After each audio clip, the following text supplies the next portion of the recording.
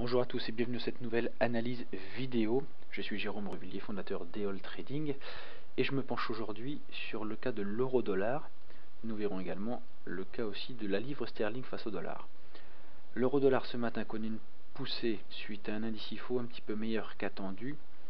On note toutefois un petit essoufflement à l'heure où je fais cette analyse. On a testé les 1,34 qui est vraiment une zone de résistance importante. Comme vous pouvez le voir sur ce graphique quotidien, la zone des 1,34 et surtout 1,35 est la zone des 50% de retracement de la baisse initiée depuis la fin d'année 2009, ici. Voyez, donc on a retracé pratiquement la moitié de cette baisse aux alentours des 1,35. Ici on a une forte zone de résistance qui risque de mettre un petit peu de temps à céder. Donc c'est exactement ce qui se passe depuis ces quelques heures, suite mardi à l'annonce de la Fed de nouvelles mesures d'assouplissement monétaire. On a eu une forte poussée de l'euro, ou plutôt une forte baisse du dollar.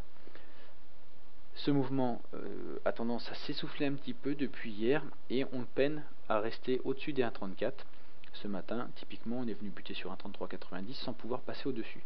Alors ça, c'est un signe un petit peu inquiétant pour la tendance haussière.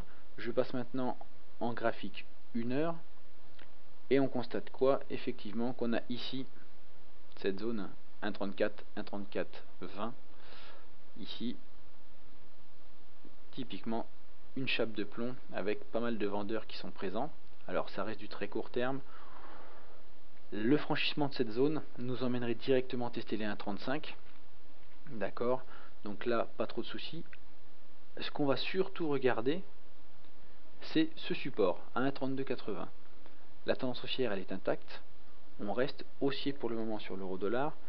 Seule la rupture à court terme de ce support à 1,3280 nous indiquerait une faiblesse et donc un repli sans aucun doute vers 1,30 pour reprendre un petit peu, disons, de force dans la tendance haussière. Donc voilà, donc tant qu'on ne franchit pas ce support à 32,80, on reste long sur l'euro-dollar. À l'inverse, en cas de franchissement, on n'hésitera pas à jouer une petite consolidation de près quand même de 200 points. La livre sterling maintenant, également très travaillée ces dernières heures, elle s'est enfermée dans un canal, ici compris entre 1,57, 1,5725 et 1,5640. Voilà, ce sera vraiment mes deux zones de support importants dans les prochaines heures.